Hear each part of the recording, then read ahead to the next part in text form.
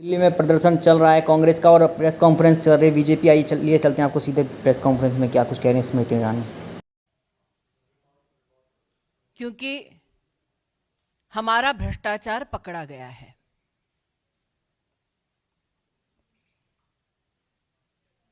एक investigating agency पर दबाव डालने के लिए कांग्रेस शासित राज्यों के वरिष्ठ नेताओं को विशेष आमंत्रित किया गया है। इन्वेस्टिगेटिव एजेंसी के ऊपर दबाव डालना खुलेआम कांग्रेस की इस रणनीति को आप क्या नाम देंगे? भ्रष्टाचार के किन मुद्दों पर राहुल गांधी को तलब किया गया है, उन पर थोड़ा विचार करें। एक ऐसी कंपनी 1930 के दशक में गठित होती है जिसका काम है अखबार का प्रकाशन। उस कंपनी का नाम एसोसिएटेड जर्नल लिमिटेड।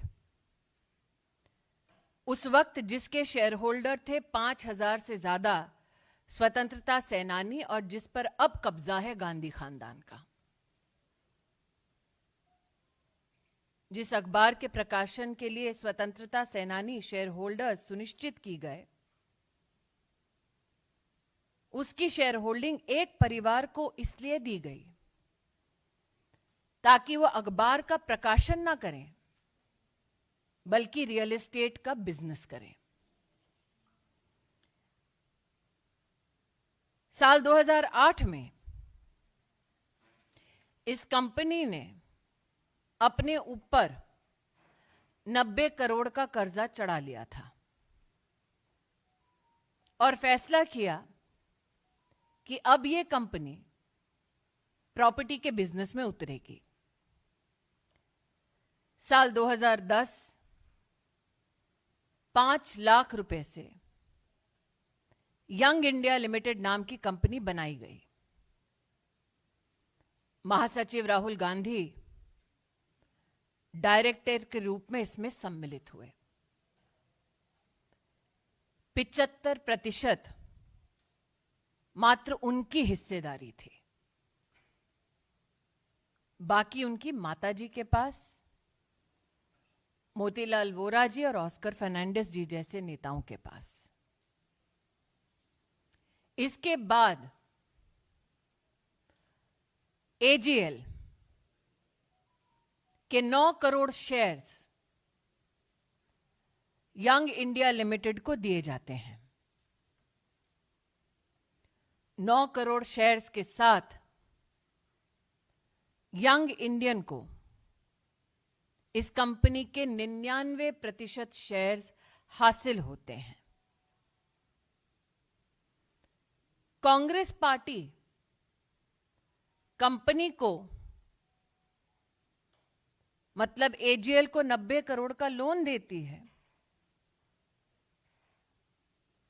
जो कांग्रेस पार्टी माफ कर देती है। आज मेरा प्रश्न है विनम्रता से उन लोगों से जिन्होंने कांग्रेस का समर्थन किया, कांग्रेस पार्टी के लिए डोनेशन दिया ताकि लोकतांत्रिक गतिविधियों में वो हिस्सा ले सके। क्या ऐसे डोनर्स की ये मंशा थी कि उनका पैसा कांग्रेस पार्टी उस कंपनी को समर्पित कर दे जिसमें मालिकाना हक गांधी खानदान का? मालिकाना हक कोई भी सामाजिक कार्य के लिए नहीं,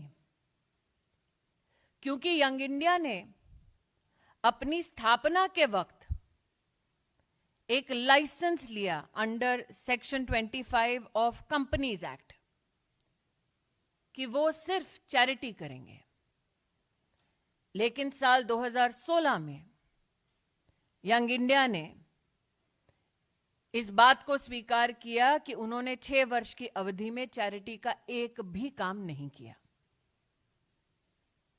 प्रश्न यह उठता है, कंपनी बनाई जाती है समाज सेवा के लिए, लेकिन समाज की सेवा नहीं, वो कंपनी मात्र गांधी खानदान की सेवा करने तक सीमित हो जाती है।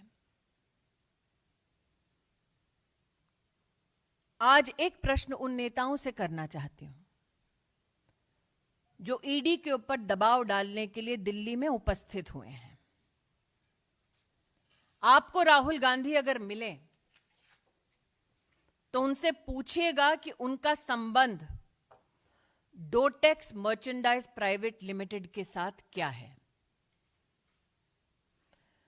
डोटेक्स मर्चेंडाइज प्राइवेट लिमिटेड हवाला एंट्री ऑपरेटर कोलकाता से संबंधित है, जो कैश के बदले चेक देती है,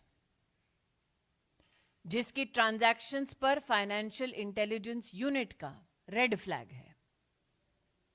जो कांग्रेस के कार्यकर्ता आज दिल्ली में एकत्रित हुए हैं, वो राहुल गांधी जी से पूछिए कि गांधी खानदान का संबंध डोटेक्स मर्चेंडाइज प्राइवेट लिमिटेड से क्या है।